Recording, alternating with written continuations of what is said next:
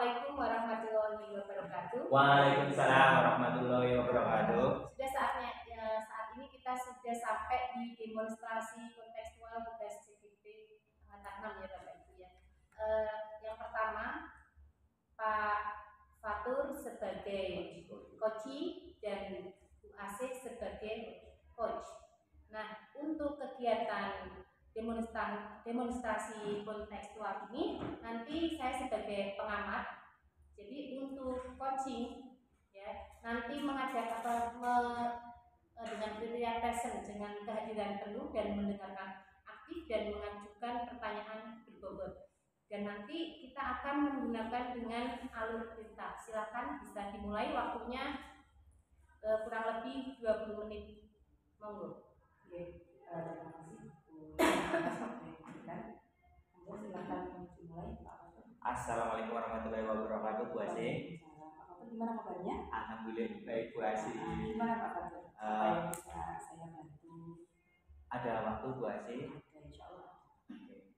Saya sedikit keluh kesah, terus kemudian sedikit curhat tentang masalah saya pada saat di SMK Negeri 1 Wawasan. Masalah saya yaitu Bu Asih, yang pertama pada saat saya itu kemarin penyelesaian administrasi pembelajaran. Jadi saya itu membuat administrasi pembelajaran itu tidak tertib. Jadi waktunya itu kadang molor, deadline. Jadi itu baru saya menyelesaikan seperti itu, dan saya itu tidak terlambat, tapi kok pada diri saya itu kurang ada semangat, terus kemudian dari diri saya itu adanya malas atau mager, jadi saya tidak menyelesaikan administrasi tersebut. Kira-kira saat Mas Fatur mau mengerjakan mulai mager, tapi kira-kira Mas Fatur tahu kondisi yang seperti apa yang Mas Fatur rasakan? Kondisi saya itu sebenarnya tidak ada motivasi. Jadi ketika saya contohnya mengerjakan kemarin itu untuk administrasi pembelajaran RPP, ketika saya pembelajaran itu jadi ngajarnya itu tidak sesuai RPP, padahal seharusnya kan idealnya itu rencananya terus kemudian dilaksanakan dan akhirnya itu sudah sesuai dan refleksinya juga bagus. Nah, terus kemudian masalahnya pada saat saya tidak menyiapkan RPP itu dengan baik dan akhirnya terjadi di masalah juga pembelajaran ya, kita nge-plan kadang ya pada saat pembelajaran. Mungkin Mas Fatur sebelum membuat RPP kita dulu yang Mas Fatur siapkan. Yang saya siapkan, yang biasanya saya siapkan untuk awal pembelajaran baru itu yang pertama adalah motivasi diri saya untuk untuk membuat RPP tersebut, terus kemudian administrasi, dan terus kemudian yang kedua adalah saya kolaborasi bertanya kepada guru senior di TKR. Pas kebetulan tahun ini saya itu mengajar mapel baru, dan mapel yang kemarin itu untuk yang kelas 12 itu diajar Pak Zaki, terus kemudian yang kedua saya juga kelas 11 diajar Pak Agung. Jadi saya kolaborasi dengan mereka. Untuk pembuatan RPP atau yang kurikulum merdeka ini? Kalau yang kurikulum merdeka saya belum, karena saya tidak mengajar kelas 10. Berarti RPP ya. Kira-kira Pak Fatur ada rencana tidak untuk? Kan tujuannya kan tadi administrasi biar cepat itu bagaimana biar tertib. Kemudian di awal semester biasanya kan baru mulai dibuat ya. Berarti mungkin Pak Fatur ada rencana nggak? Misalnya ini Januari kita sudah mulai belajar semester genap ya. Kira-kira di Desember ini Pak Fatur ada rencana nggak untuk mungkin progres persiapan RPP dan lain-lain? Untuk semester 2 saya juga ininya rencananya seperti itu, Bu. Rencananya saya karena untuk pembelajaran itu di semester 6 itu awal Januari, mungkin yang saya laksanakan pada saat di sela-sela liburan saya akan mencoba untuk membuat administrasi pembelajaran, terus kemudian membuat media pembelajaran, terus kemudian membuat untuk rencananya itu agar tertata rapi, walaupun nanti untuk pelaksanaan saya belum tahu. Betul, bagus itu Mas Fatur.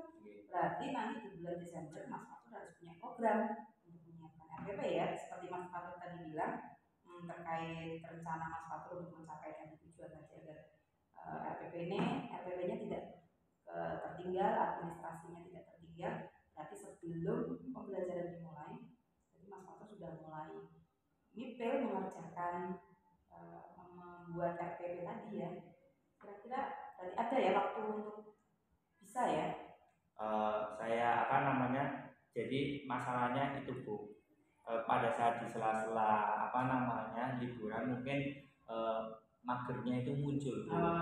Rencananya sudah bagus, jadi silabusnya saya akan agendakan, terus kemudian RPP-nya juga, tapi ketika sudah mencoba untuk mengerjakan, tapi di saat liburan kan biasanya magernya, terus kemudian konsistennya itu tidak muncul, jadi agak mengerjakan terus tidak mengerjakan ya, jadi seperti itu. Jadi ada masalah juga dengan diri saya seperti itu. Berarti Mas Fatur mungkin harus lebih memotivasi diri, dan yang lebih aksi nyatanya mungkin harus bikin deadline mungkin ya, bikin deadline. Misalnya untuk semester besok Januari RPP harus disiapkan sampai berapa ya? Ada berapa kompetensi yang diajar misalnya ya kan? Kira-kira hari ini mengerjakan tadi satu, nanti besok tadi dua, mungkin kira-kira bagaimana? Bisa nggak kira-kira?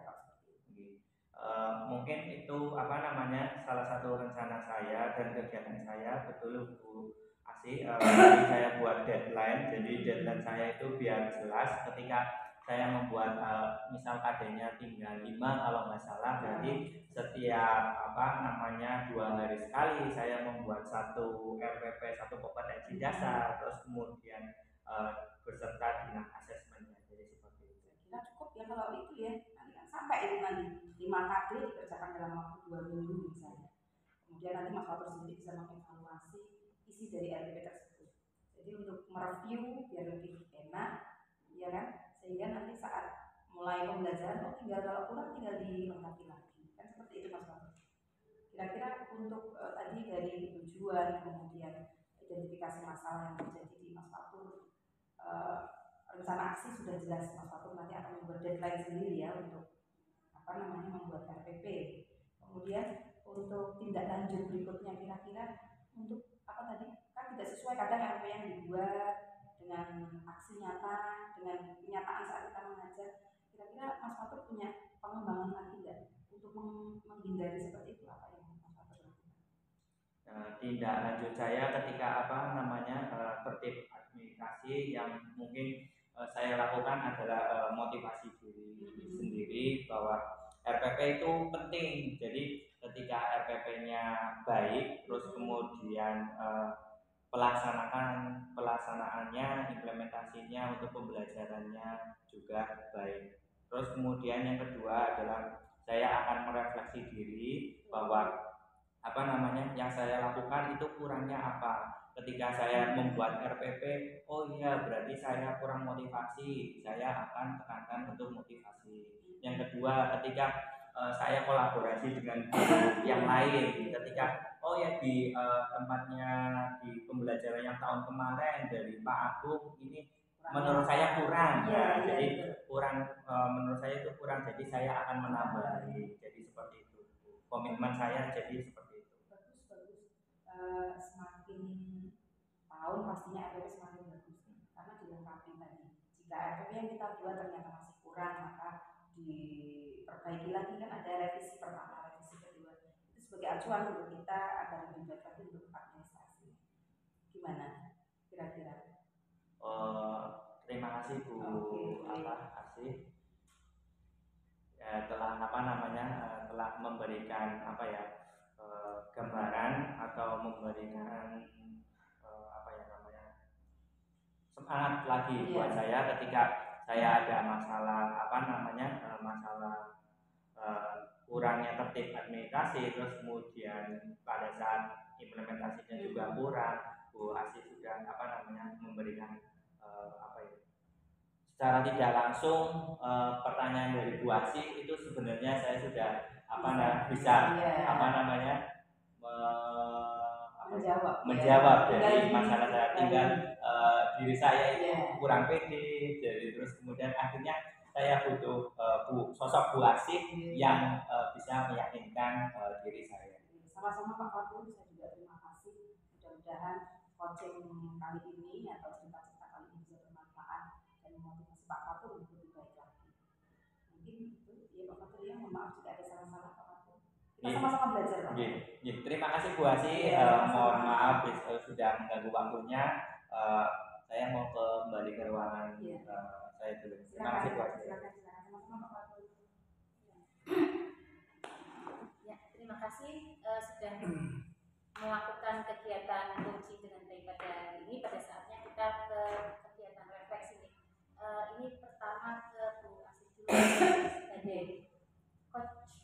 Nah, menurut Bu Asih, apakah tadi kegiatan coach yang dilakukan Bu Asih sudah menggunakan alur cerita? Bu Bella, terima kasih. Untuk tadi kita sudah menggunakan alur cerita. Yang pertama adalah mengetahui tujuannya dulu, kemudian identifikasi masalah tadi juga sudah saya tanyakan, kemudian rencana aksi dari coach dan juga tindak lanjut coaching kali. Terus kalau sudah sesuai dengan alur untuk Bu Asih sendiri, apa yang perlu dikembangkan dalam kegiatan atau pembelajaran coaching pada hari ini? Jadi memang pembelajaran coaching itu harus kita latih terus ya. Kita latih terus karena kita berhadapan dengan banyak orang, baik itu rekan sejawat maupun dengan murid. Dan coaching ini sangat bermanfaat sekali.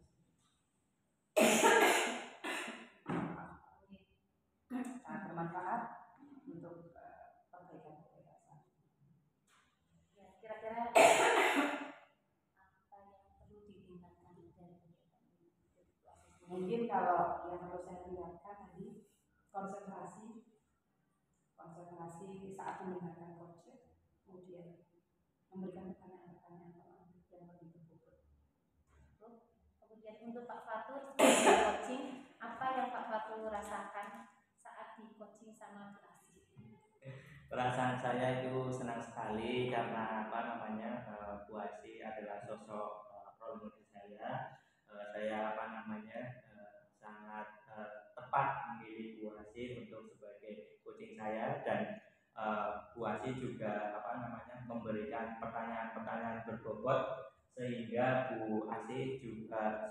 saya sebenarnya bisa menyelesaikan masalah tersebut, masalah tadi kurangnya tertib administrasi, sehingga saya berarti yang saya sampaikan dari tadi pertanyaannya Bu Asih, terus kemudian saya bisa menjawabnya, dan itu adalah jawaban dari isi hati saya, dan itu tidak bertolak belakang, dan dan sesuai rencana saya akan melaksanakan tadi sesuai deadline, sehingga agar ada pemacu atau motivasi saya untuk menyelesaikan administrasi tersebut.